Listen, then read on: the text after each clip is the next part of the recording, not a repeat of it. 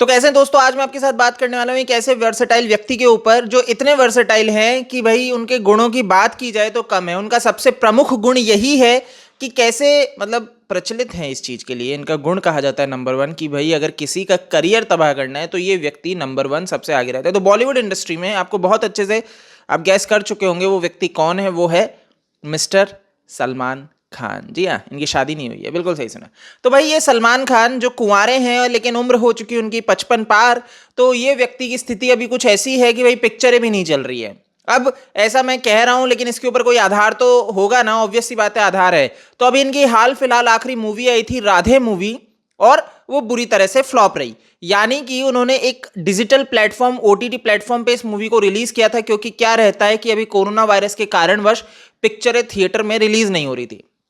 ये OTT platform पे जाते हैं, वहां पे राधे रखते हैं, जी5 के साथ जी के साथ इनका करार होता है, तो जी5 पे मूवी दिखाई जाती है। लेकिन मूवी को भैया देखने ही नहीं आते लोग। आप सोचिए, डिजिटल प्लेटफॉर्म आपको घर पे बैठ के देखनी थी, लोगों ने घर पे भी टीवी ऑन करके जी5 पे जाके राधे मूवी सलमान को देखना भैया स्वीकार नहीं किया।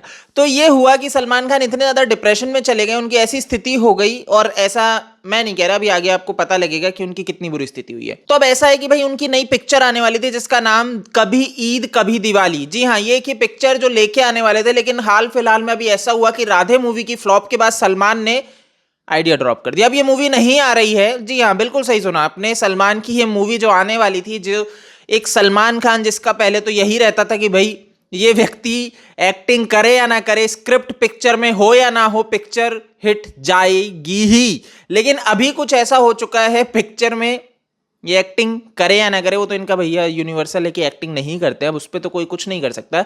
पिक्चर में स्क्रिप्ट, ऑब्वियस सी बात है इनकी पिक्चर तो स्क्रिप्ट तो नहीं होगी, बट अब सलमान खान पिक्चर में होंगे तो ये गारंटी कि पिक्चर फ्लॉप होगी। तो इन्होंने इस आइडिया को ड्रॉप कर दिया, अब ये पिक्चर नहीं आ रही।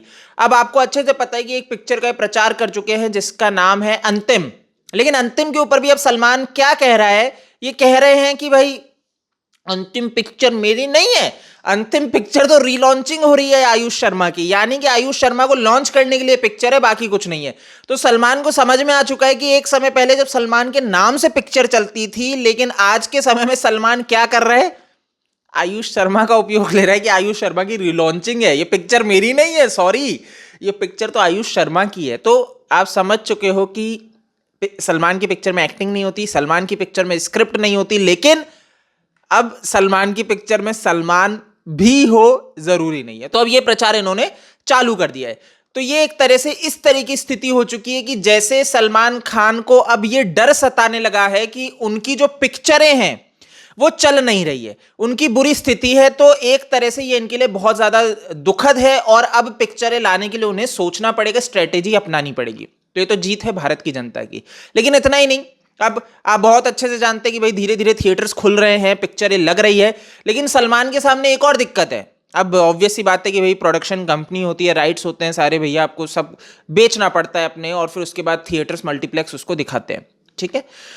तो भाई इसमें बीच में एक डिस्ट्रीब्यूटर का रोल होता है कि आप या तो डिस्ट्रीब्यूटर को बेच दो और डिस्ट्रीब्यूटर मल्टीप्लेक्स के साथ पूरा वो कर ले, मल्टीप्लेक्स के साथ। लेकिन अभी आजकल क्या होता है, ये जो प्रोड्यूसर्स होते हैं, जैसे सलमान खान का सलमान खान फिल्म्स है, तो ये प्रोडक्शन कंपनी खुद डिस्ट्रीब्यूटर बन जाती है और आगे भाई डिस्ट्रीब्यूट करती है, तो प्रॉफिट सारा इन्हीं का होता है। लेकिन अभी इनके साथ दिक्कत ये हो रही है कि एक समय पहले सलमान खान के नाम पे पिक्चरें बिक जाती थी, भैया सलमान खान है तो पिक्चर चलेगी, ऑब्वियस ही बात है। लेकिन आज स्थिति यह है कि सलमान खान के नाम पे पिक्चर नहीं बिक रही है। जी हां, तो अंतिम मूवी मल्टीप्लेक्स का कोई भी मल्टीप्लेक्स इस पिक्चर को लेने के लिए रेडी नहीं है। तो अब ये सिंगल स्क्रीन पे दिखाई जाएगी, कुछ सिंगल स्क्रीन पे दिखाई जाएगी क्योंकि थिएटर खुल चुके हैं, तो जो अगर ले ले तो वहां पे ये पिक्चर चलेगी। लेकिन मल्टीप्लेक्स ने मना कर दिया कि ना सॉरी। एक समय पहले ये लगता था कि सलमान की मूवी तो भैया लोग भागे भागे आएंगे, क्योंकि आपको बहुत अच्छे से पता है कि जो इसके छपरी फैंस होते हैं वो भागे भागे जाते हैं, लेकिन अब छपरी भी नहीं बचे इनके, तो बुरी स्थिति हो चुकी है। तो सलमान खान यहां पे अब ये तरीका अपना रहे हैं कि जी के साथ अभी भी इनका वो है पूरा तालमेल, और अपनी अंतिम मूवी को भी ये जी पे ही रिलीज करेंगे, और वहां पे उनको उम्मीद है कि इस बार लोग देखने आएंगे। बट एक जो डर सता रहा है कि जो कभी ईद कभी दिवाली मूवी आने वाली थी, इसको इन्होंने भाई डिले कर दिया है कि इसके ऊपर अब काम नहीं होगा।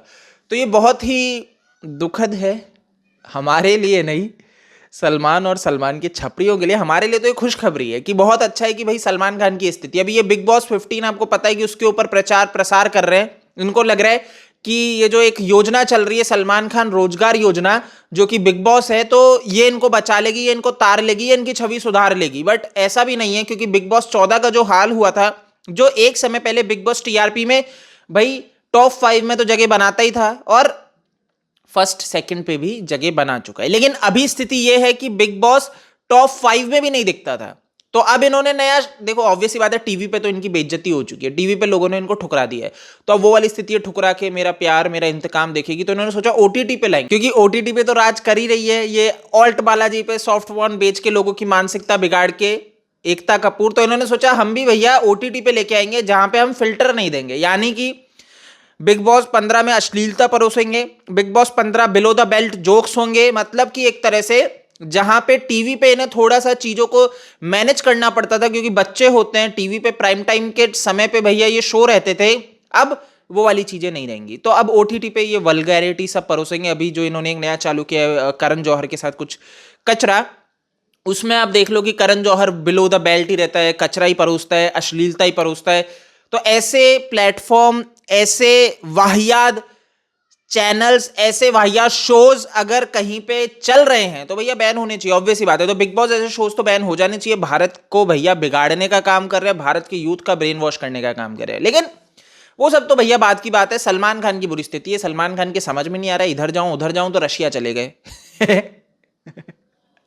सही में, तो रशिया चले गए हैं भाई, और वहां पे जाके अभी डांस कर रहे हैं, क्योंकि इनको लग रहा है अब इनको टाइगर 3 बचाएगी। और टाइगर मूवी तो खुद ऐसी है। अब देखो मेरे को पता है, मैं सोच रहा हूँ कि टाइगर मूवी का भी नाम इन्होंने कहाँ से सोचा होगा। आपको ध्यान होगा कि भैया ये जो टाइगर मेमन था, जो कि आतंकवादी था, तो भाई साहब उनके भाई के लिए कूदे थे, बोल रहा था यार टाइगर जिंदा है, ये फलाना ढिकाना, और टाइगर को लेके पिक्चर बनानी चालू कर दी। तो ये भैया ये सारे आतंकवादियों के साथ उठने बैठने वाले लोग, उनके साथ इतना प्रेम प्रसार करने वाले लोग आखिर करेंगे क्या?